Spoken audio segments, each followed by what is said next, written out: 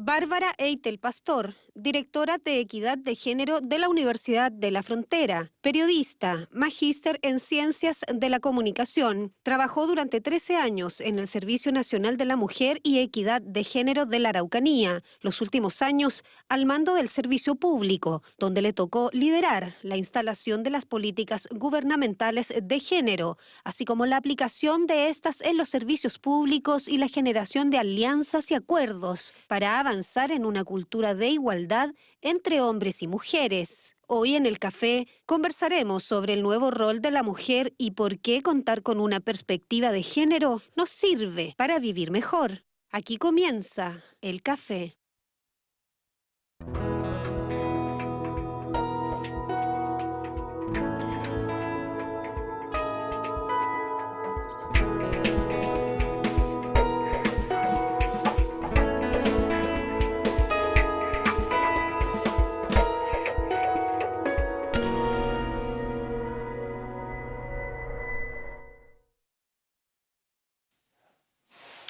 ¿Cómo están, amigas y amigos? Bienvenidos a este nuevo capítulo del Café por las pantallas de Unfrovisión, como siempre. Y también queremos mandarle un saludo muy especial a la gente que nos sigue a través de Facebook Live. En este capítulo ya lo vieron, vamos a hablar sobre las perspectivas de género y cómo nos ayudan a vivir mejor. Mira qué interesante, es algo que no se suele, digamos, decir. Siempre el tema de género se aborda desde el punto de vista de los números. ¿Cuántas mujeres? ¿Cuánto ganamos? Vamos a conversar un poco con Bárbara Eitel, a quien le damos la bienvenida, que es la nueva directora de Equidad de Género de la Universidad de la Frontera, una unidad también nueva que vamos a conversar y vamos a analizar en este capítulo del café, pero también queremos aprovechar de preguntarle sobre esta temática porque ella, por su experiencia en el CERNAM, tiene harto que contar. Bienvenida, Bárbara. Muchas gracias, Miriam. La verdad es que, bueno, este es un gran desafío, asumir la dirección de Equidad de Género en la Universidad de la Frontera, porque justamente esto implica que la universidad se está poniendo a la altura de los tiempos, ¿ya?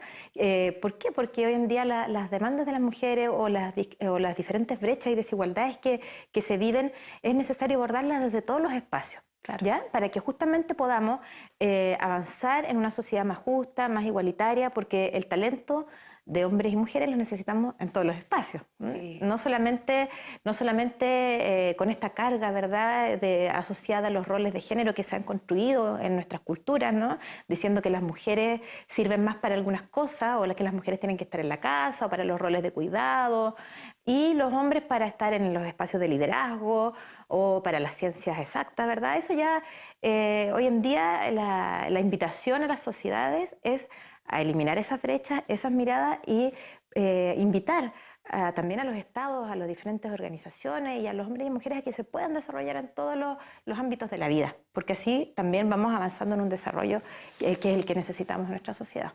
Claro que sí. Bueno, vamos como siempre al origen de todo esto y me gustaría que pudieras, Bárbara, contarle a la gente, explicar un poquito qué es lo que es la temática de género, sí. Porque tiene su, digamos, su respaldo académico, hay estudios, hay toda una metodología de trabajo que se implementa en una institución a la hora de practicar la equidad de género. Entonces, me gustaría que nos pudieras contar sobre eso. Bueno, primero es importante comprender que cuando hablamos de género hablamos de estas miradas en torno a lo que es ser hombre y ser mujer en las diferentes culturas. Ser hombre y ser mujer en Chile no es lo mismo que ser hombre y ser mujer en la India, o ser hombre y ser mujer en un pueblo originario, por ejemplo, no sé, de Estados Unidos, te estoy inventando, ¿no? Por lo tanto, son formas de relacionarnos que están determinadas culturalmente.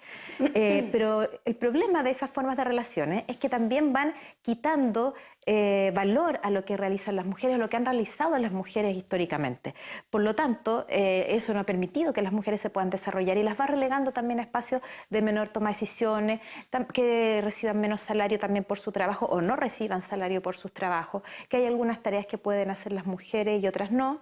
Ahora, también por el otro lado de la moneda está que los hombres tampoco pueden hacer ciertas cosas, ¿no? Claro.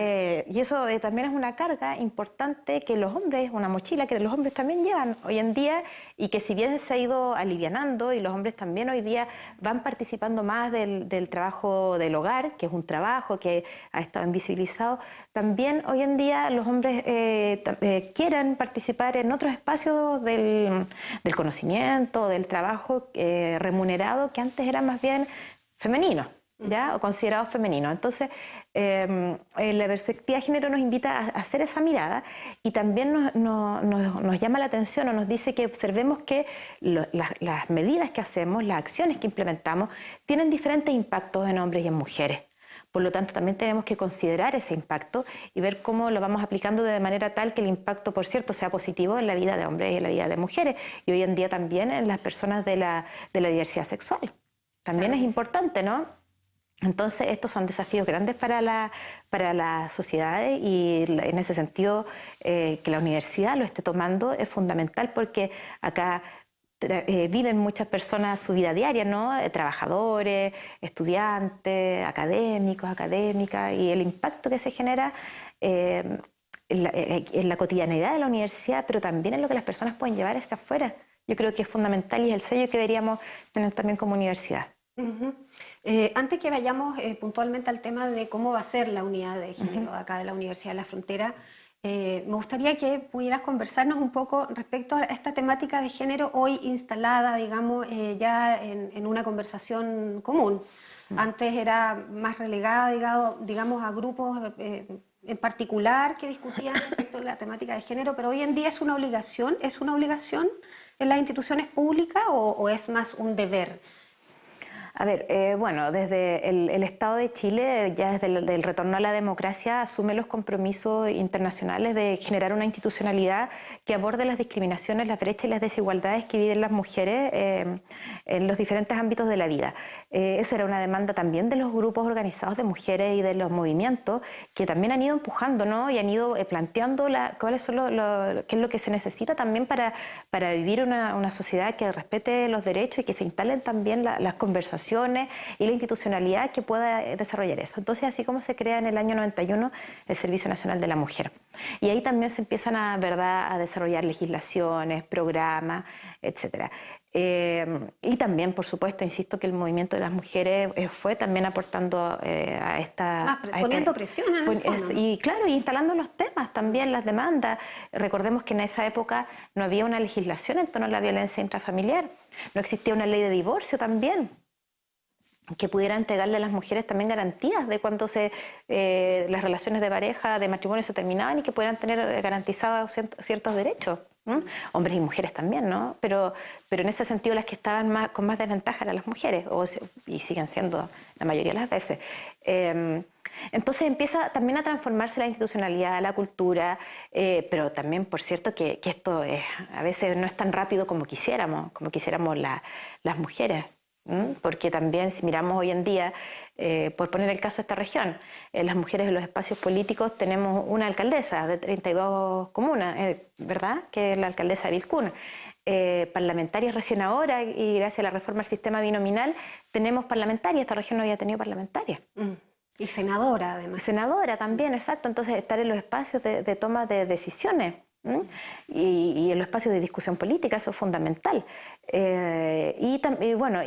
Y como también el movimiento feminista del año pasado a nivel país y que también estuvo acá en la universidad, también va movilizando, ¿verdad?, que se instalen esta mirada al interior de las universidades, y ya había algunas universidades que habían avanzado también en la instalación de unidades de género.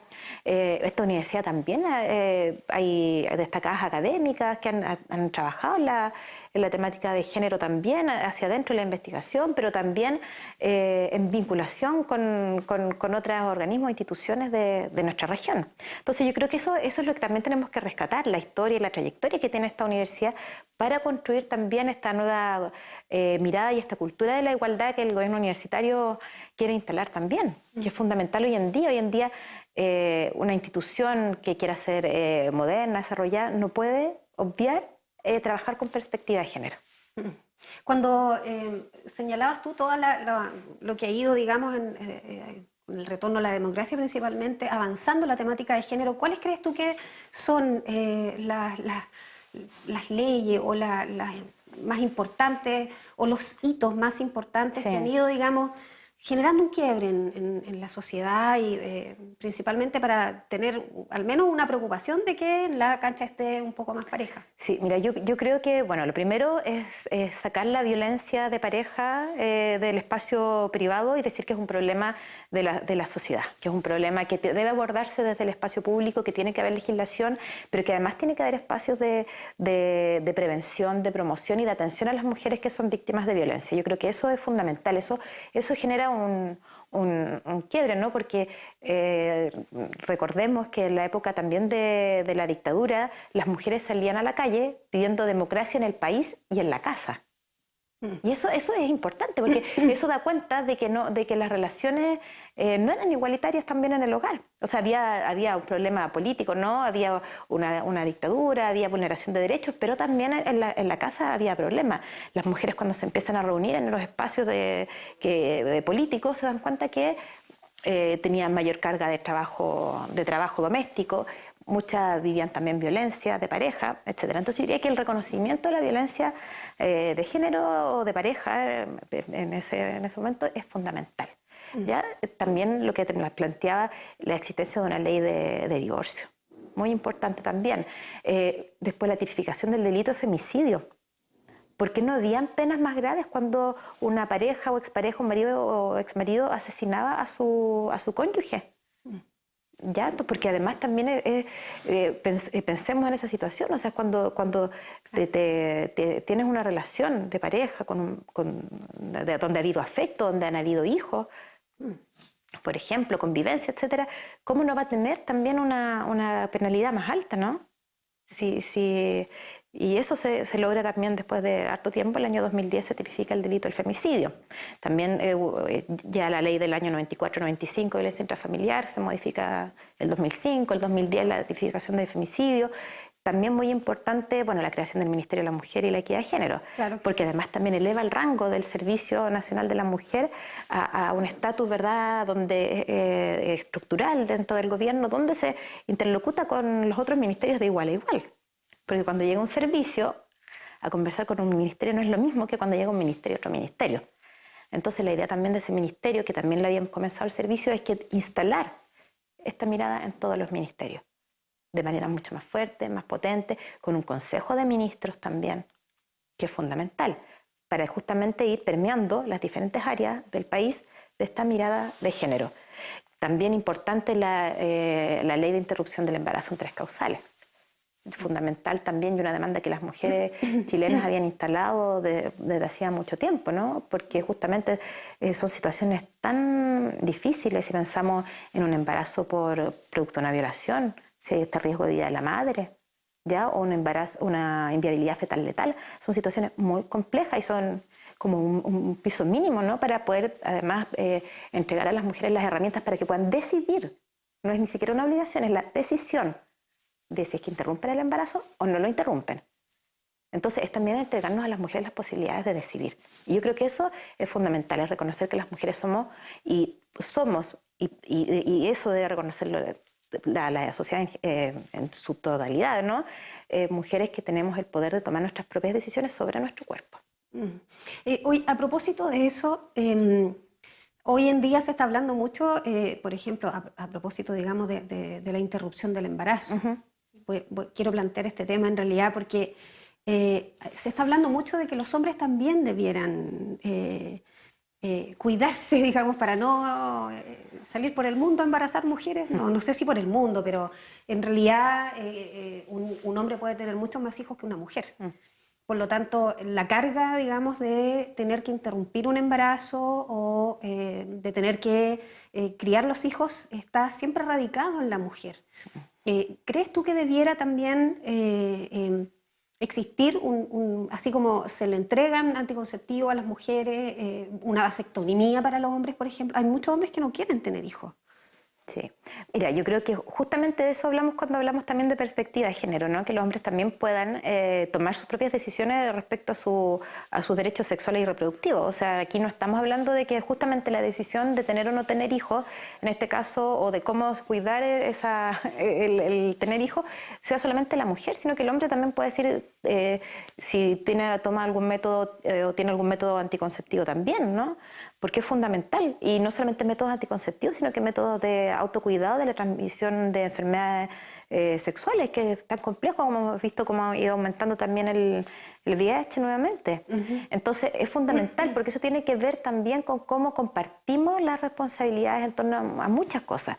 Y claro, nuestra sociedad... Pero el Estado se contradice un poco, ¿no? Porque pienso en la vacuna del papiloma, que se inocula solamente a las niñas, cuando los portadores y transmisores del virus, digamos, son los hombres. Sí. Entonces, ¿debiera también inocularse?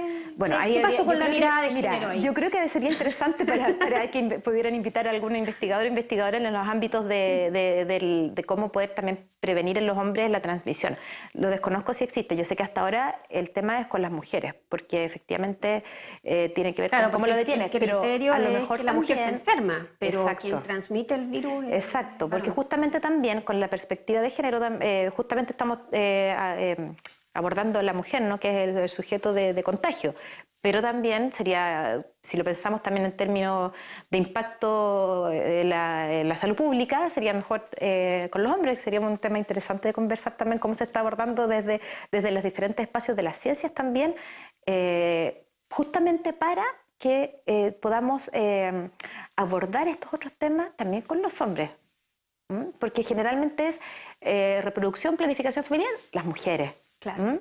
O lo que pasa con la educación. Educación con la mamá. ¿A quién le dirigen la carta, la comunicación en los colegios? La mayoría de las veces a la madre. Entonces, ¿cómo también cambiamos la mirada y la perspectiva de incluir a las personas en general que tienen sus responsabilidades y los hacemos responsables, no valga la redundancia, también de sus conductas, de tener una vida sexual autónoma, pero que también sea con responsabilidad. Claro que sí. Bárbara, ¿por qué crees tú que una perspectiva de género nos hace más felices? Ay, sí. Bueno, probablemente para algunas personas esto será, pero ¿cómo? Si es que esto se transforma, ¿no? en una pelea entre mujeres y hombres, y quién tiene más... Que se plantea como de repente exacto, eso, una como rivalidad de más los que una sexos, complementariedad. Sí. La verdad es que ¿por qué creo que así es, ¿no? O que deberíamos pensar que así pudiera ser, porque efectivamente nos permite primero desarrollarnos en los ámbitos que queramos, ¿no? Sin pensar que esto es de mujer o esto es de hombre, o esto cuestiona mi feminidad o cuestiona la masculinidad. O sea, primero la perspectiva de género les permitiría, o la equidad de género también les permitiría a hombres, mujeres, a niños, a la diversidad sexual poder desarrollar sus talentos en los ámbitos que quieran. Lo otro es poder compartir responsabilidades. Porque la carga a veces, y no solamente en el hogar, sino que también la carga pública. O sea, pensemos también qué pasa cuando un hombre, que es el principal sostén de su hogar, el modelo más tradicional, ¿no?, queda sin trabajo. O sea, la carga emocional para ese hombre es fuertísima, ¿no? Entonces, ¿cómo también si compartimos y entre los dos, o las personas que tienen una familia, porque pensemos también que las familias hoy en día están constituidas de diversas maneras. Claro. ¿Ya? No es la constitución tradicional, sino que también hay familias donde está la mamá y la abuelita, o están los abuelitos, y son familias, pero donde también como familias asumimos esas responsabilidades. Y además también no la responsabilidad, sino que el afecto, porque también la posibilidad de estar en esos espacios nos permite tener afecto, y eso nos hace ser más felices también. Porque justamente estamos harto tiempo en el trabajo, ¿no? Pero también en la casa, ese espacio queremos que sea un espacio feliz, y que también erradicamos la violencia de los hogares. Si es que las relaciones de pareja son de respeto, no de dominación. Porque también todavía hoy en día a muchas niñas se les obliga a trabajar en las casas y no a los niños.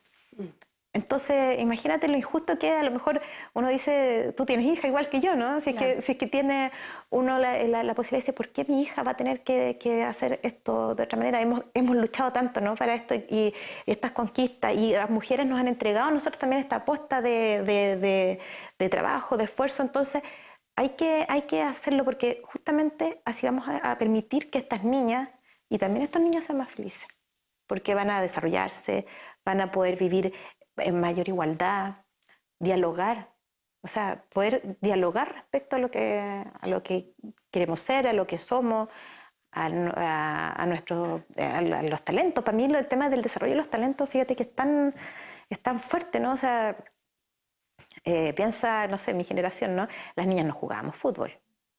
Nos enseñaban, por lo menos a mí era como las señoritas se sientan así. Nunca jugar fútbol. Hoy en día a mí me encanta ver cómo incluso ni siquiera es que las niñas juegan fútbol, sino que hacen equipos mixtos y lo comparten, y para los niños no es tema. No es tema. Entonces nos llevan, claro, ellos han nacido en este mundo diferente. Pero tenemos que aprender de ellos también. Y mantenerlos también que sigan con esa mixtura, digamos, que enriquece, más que segregarlos en grupos diferentes. Bárbara, ya son las 19 horas con 21 minutos en el café, nos queda poco programa, así que quiero que entremos de lleno a lo que va a ser la unidad de equidad de género de la Universidad de la Frontera, una unidad nueva y que nace también a propósito del movimiento puntualmente el año pasado, con más fuerza. Yo me imagino que debe haber habido también intentos anteriores, ¿no? Mira, afortunadamente ya estamos como concretando y cuajando, como se dice, más todo lo que los compromisos también, ¿verdad? Y esta demanda que existía de instalar una unidad de género. Pero además también, si bien esta unidad de género tiene dos coordinaciones, una que es de apoyo y seguimiento a las víctimas de acoso sexual, acoso laboral, discriminación arbitraria. También tiene una unidad que es de desarrollo, observación, estudios y análisis del seguimiento de la perspectiva de género en la universidad. Por lo tanto, nos permite, por un lado, hacer acogida de las personas, porque no solamente para las mujeres, sino que sientan vulnerados sus derechos en esos ámbitos que te planteaba, pero también de cómo vamos instalando la perspectiva de género en las diferentes facultades, los diferentes programas, en también los espacios por ejemplo, del bienestar, o en los espacios con la asociación de funcionarios, con los centros de estudiantes. La verdad es que es una tarea bien grande, con la vinculación con el medio, la investigación. ¿Pero va a haber una cuota de género ahora para las distintas direcciones? ¿Cómo va a funcionar la práctica? No, lo que pasa es que hay una invitación, un compromiso que pidió el Ministerio de Educación, más bien que tiene que ver también con las elecciones de los rectores, con las candidatas que se puedan ir presentando más adelante. O sea, ¿ya? Participación política. Ahora, ojo, que efectivamente, y eso es importante, o sea, las mujeres, es importante que estemos en diferentes espacios, pero también es importante que nos vayamos formando en lo que es la perspectiva de género, porque justamente no es solo que estar en los espacios, sino ocuparlos con una acción o con una visión transformadora de estos espacios.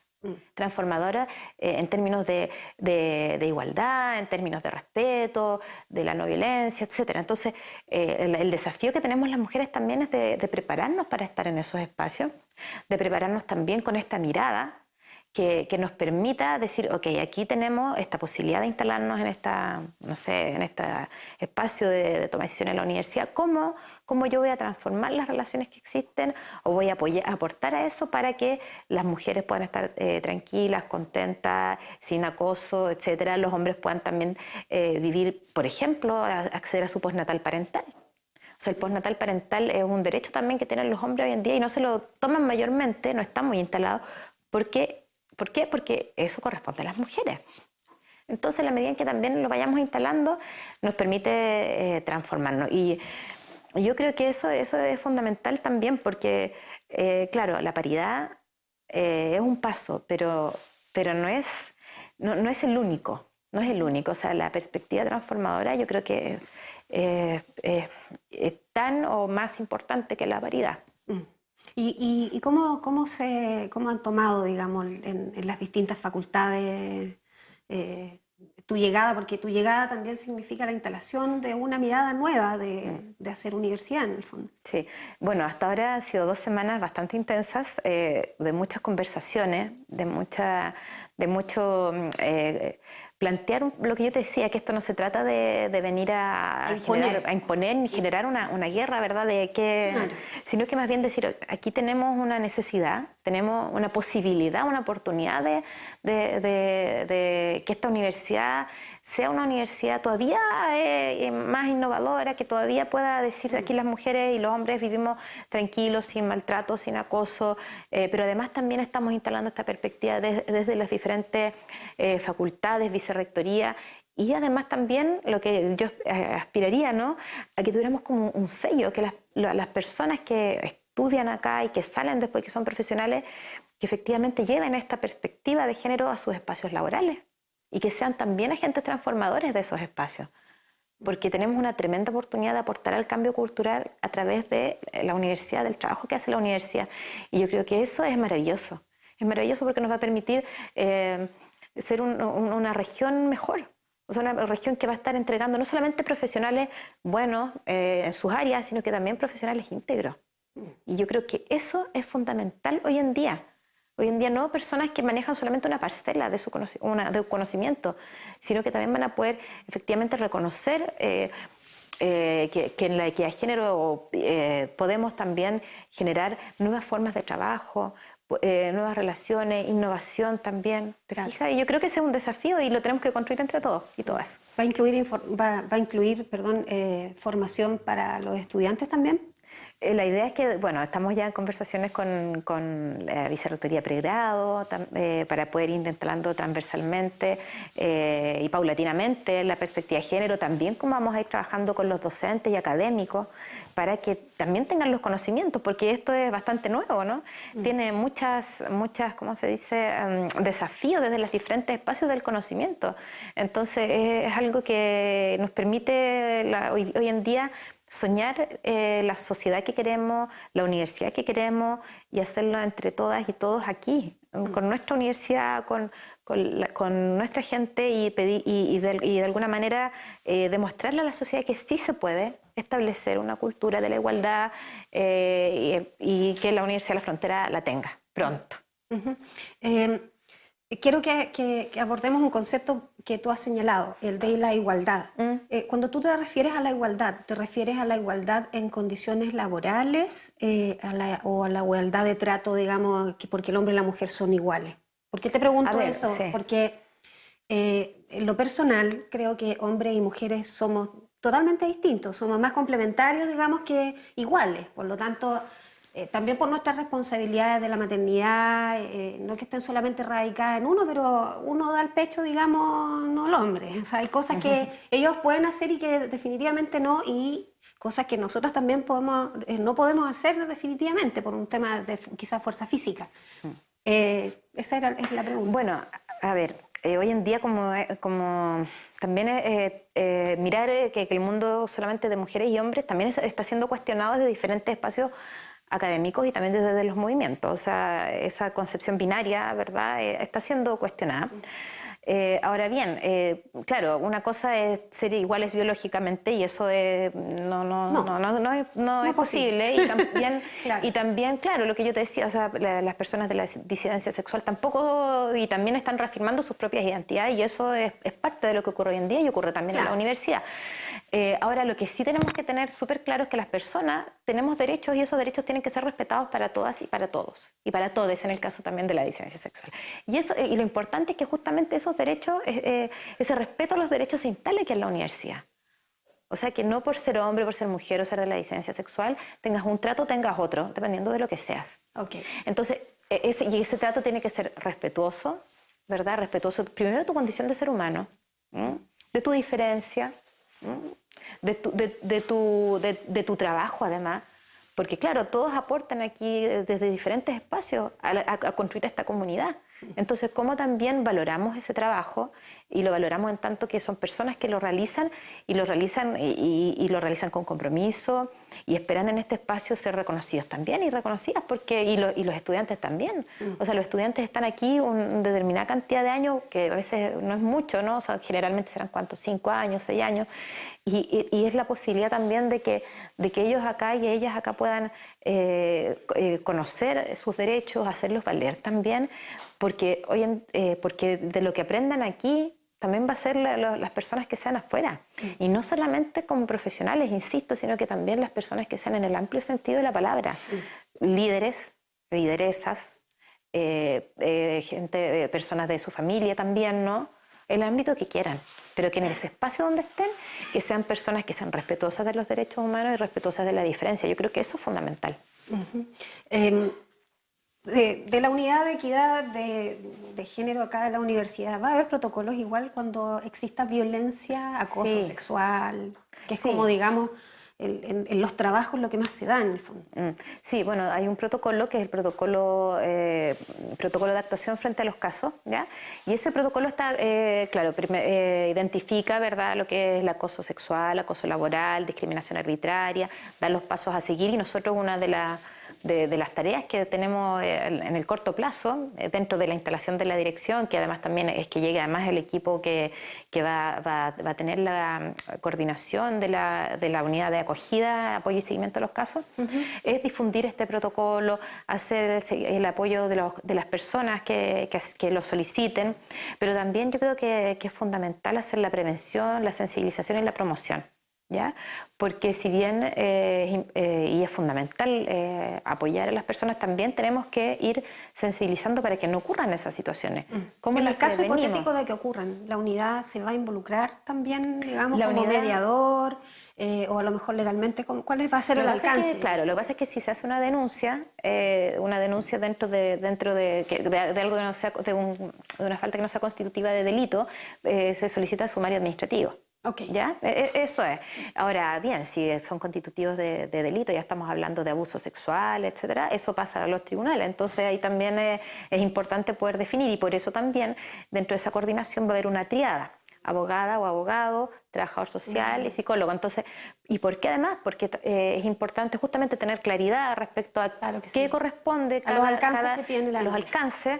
Que las personas que se sienten vulneradas en sus derechos se atrevan a hacer las denuncias.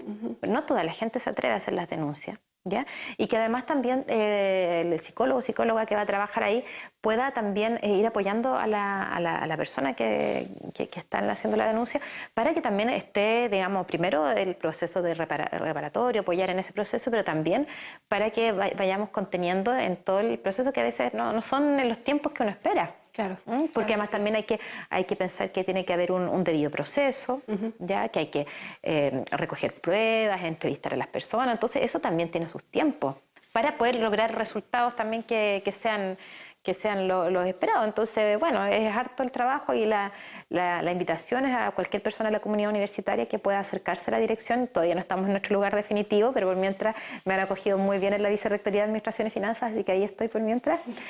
Así que justamente para poder ir conversando e instalando, y yo creo que el diálogo aquí va a ser fundamental.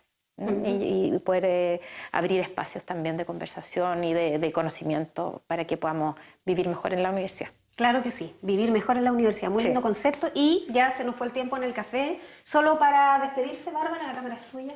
Bueno, quisiera saludar a todas las personas que nos están viendo, hombres, mujeres, personas de la diversidad sexual, invitarles a que puedan acercarse a la Dirección de Equidad de Género, a conocernos, para que podamos juntos hacer una mejor universidad, una universidad respetuosa, donde alcancemos una cultura de la igualdad que nos permita ser felices en esta universidad, que estén las personas al centro, y que además también podamos ser un ejemplo para la comunidad regional, y que podamos decir que aquí en la universidad se vive mejor.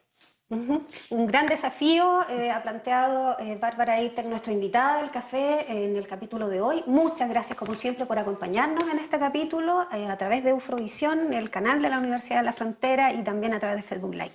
Gracias a todos, nos vemos en una próxima oportunidad, en un nuevo capítulo con un nuevo entrevistado. Nos vemos.